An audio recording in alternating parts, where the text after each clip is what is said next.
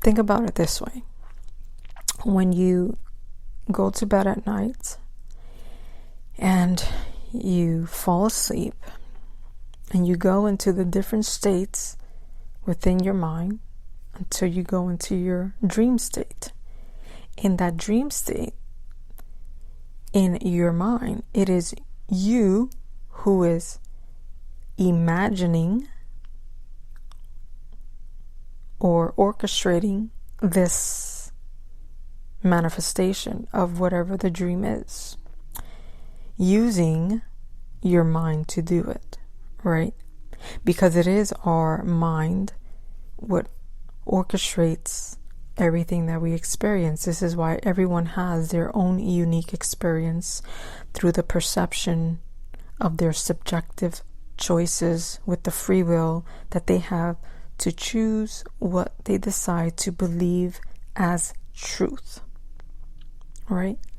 And just like that, within this dream, you will dream about maybe things you were thinking about, maybe things that are completely unconscious, and your unconscious mind is allowing you to become aware of it through the symbolism within this dream that is now fabricating for you, so that you can become conscious of that unconscious aspect within you. It is the performance of the mind that is orchestrating itself for you to see and experience.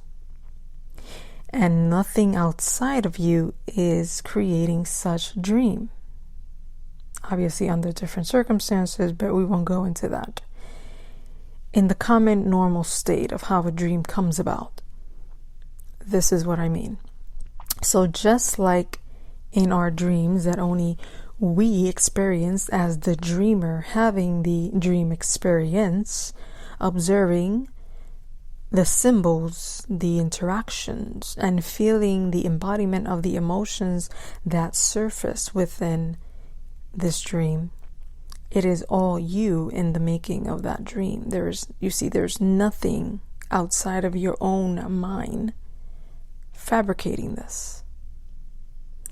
So the same way the dream state happens, this reality is considered per se a continuation of that very thing.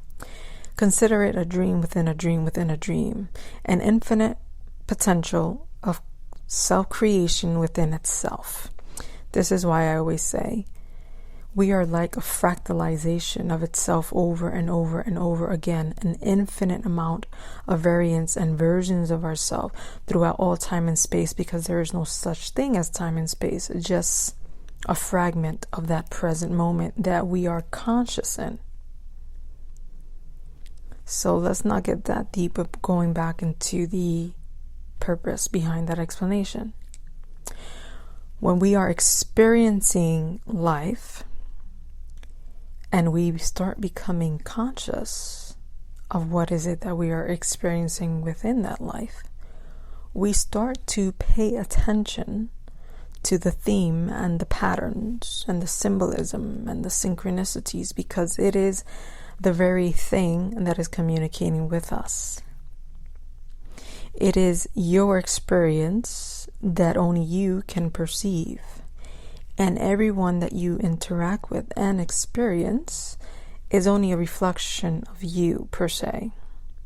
To some degree, because so much energy or emphasis has been placed upon these individualized beings, to some degree they are coming into quote-unquote life, where they're not just the animation of your own projection that you are emitting externally to react and behave and do the things that you would believe them to do, right? Because you are the co-creator of your dream. And if you are a dream, only that which you believe to be possible, or only that which you believe to be true, or only that is unconscious to you, will manifest itself.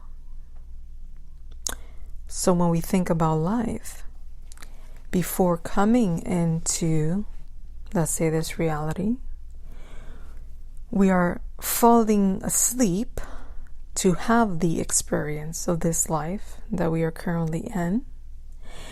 And in that sleep, before falling asleep, we had an intention to master ourselves, to become the best version of ourselves, to become a spirit, a soul, an individual of substance, of depth, of knowledge, of wisdom, of virtue, of integrity, per se. Let's say that was the intention. Now, with that intention, when we fall into the sleep state, to some degree is almost like an inversion into this dream state, where we now get to experience, let's say, the opposite of what we actually really want. Why would that be, you may ask? Well, unfortunately, because of how much the embodiment of experience teaches us on a cellular level, on a spiritual level, and on a mental level, because an experience allows us to fully embody the senses that penetrate and allow all that we are to be within that experience. So, metaphorically, as an example, I'm going to give this. Let's say that you want to master your ability to be intuitive, to read people's minds to some degree, or to just be in the knowing of what's really occurring and not falling for the deception of any illusion.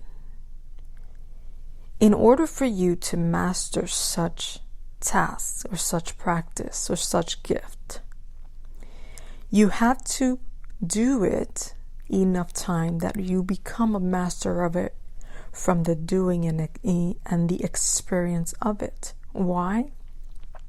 Because it is through practice that mastery occurs. It is through the interaction of deceit that we start to pick up on what is deceit. It is through the experience of pathological liars, thieves, and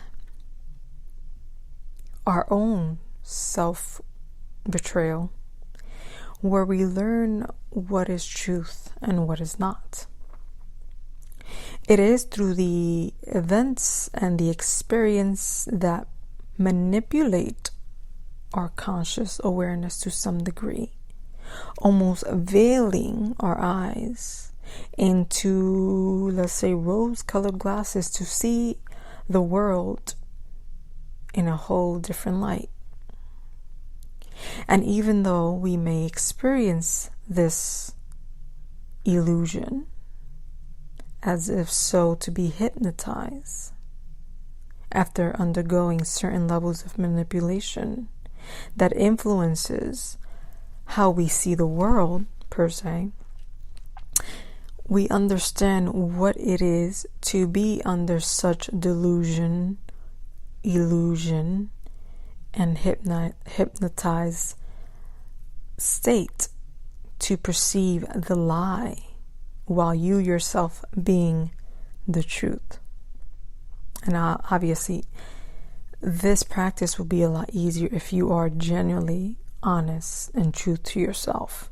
If you are to emerge and entangled with the act or the behavior of lying, it will be very difficult for you to be truly intuitive without deceiving yourself. You see, we have to become the polarity of our environment that is only giving us the opposite of what we want to master.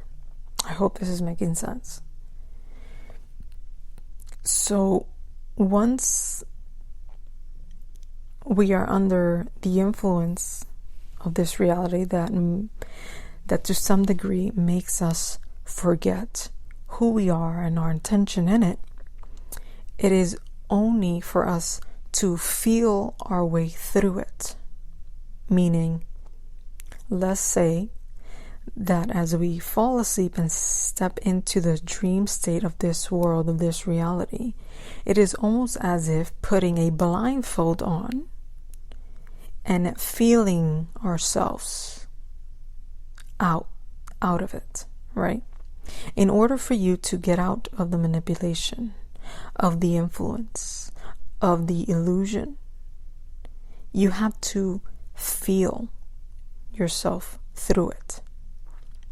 Because it is for you to master your intuition, therefore, it is for you to practice it.